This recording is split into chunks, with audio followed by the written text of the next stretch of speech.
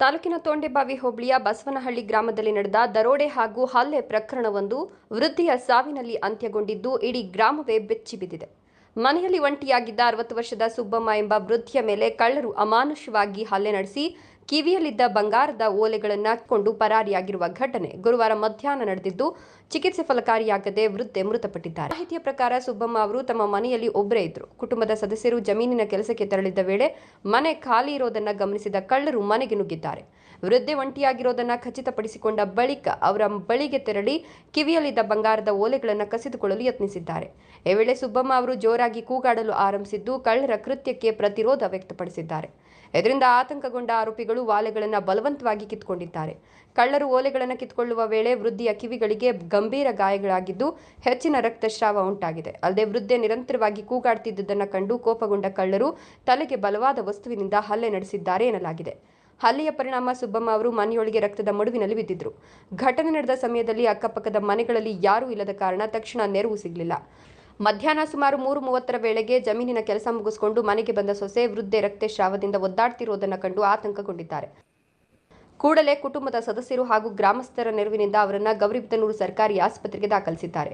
ವೈದ್ಯರು ಪ್ರಾಥಮಿಕ ಚಿಕಿತ್ಸೆ ನೀಡಿದ ಬಳಿಕ ತಲೆಗೆ ತೀವ್ರವಾಗಿ ಪೆಟ್ಟಾಗಿರೋದು ಹಾಗೂ ಅಧಿಕ ರಕ್ತಸ್ರಾವವಾಗಿರುವುದನ್ನು ಗಮನಿಸಿ ಹೆಚ್ಚಿನ ಚಿಕಿತ್ಸೆಗೆ ಬೆಂಗಳೂರಿನ ಆಸ್ಪತ್ರೆಗೆ ರವಾನಿಸಿದ್ದಾರೆ. ಆದರೆ ಚಿಕಿತ್ಸೆ ಮುಂದುವರೆದರೂ ಆರೋಗ್ಯ ಸ್ಥಿತಿ ಗಂಭೀರವಾಗಿದ್ದ ಕಾರಣ ಸುಬ್ಬಮ್ಮ ಅವರು ಚಿಕಿತ್ಸೆ ಫಲಕಾರಿಯಾಗದೆ ಮೃತಪಟ್ಟಿದ್ದಾರೆ.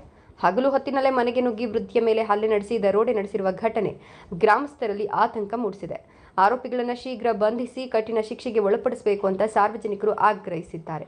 ಸುಬ್ಬಮ್ಮ ಅವರ ದುರ್ಮರಣದಿಂದ ಕುಟುಂಬಸ್ಥರ ಆಕ್ರಂದನ ಮುಗಿಲು ಮುಟ್ಟಿದ್ದು ಬಸವನಹಳ್ಳಿ ಗ್ರಾಮದಲ್ಲಿ ಶೋಕದ ವಾತಾವರಣ ಆವರಿಸಿದೆ. ಪ್ರಕರಣ ದಾಖಲಿಸಿಕೊಂಡಿರುವ ಪೊಲೀಸರು ಮುಂದಿನ ತನಿಖೆ ಕೈಗೊಂಡಿದ್ದಾರೆ. ಬೆಳಗ್ಗೆ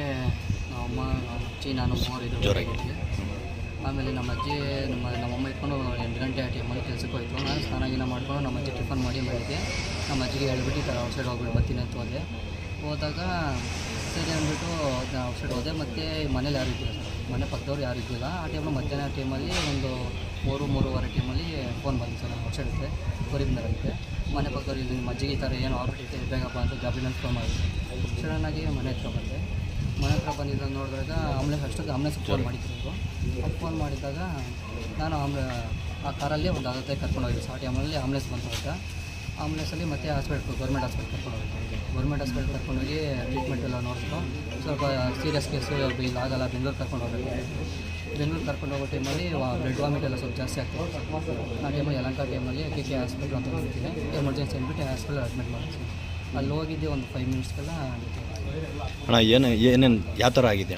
ನಮ್ಮ ಮನೆಯಲ್ಲಿ 2 ಕಿವಿಗಳು ಕಿತ್ಕೊಂಡವ್ರೆ ಸರ್. 2 ಒಲೆ ಇತ್ತು, ಬಂಗಾರ ಇತ್ತು, ಬಂಗಾರದ್ದು ಇವು 2 ಕಿವಿ ಒಲೆ ಇತ್ತು. 2 ಕಿವಿ ಒಲೆನೂ ಕಿತ್ಕೊಂಡವ್ರೆ. ಮತ್ತು ಲೆಫ್ಟ್ ಸೈಡ್ ತಲೆಗೆ ಜೋರಾಗಿ ಏನೋ ಹೇಳ್ಬಿಟ್ಟು. ಯಾರ ಮೇಲೆ ಅನುಮಾನ ಏನಾದ್ರು ಇದೆಯಾ?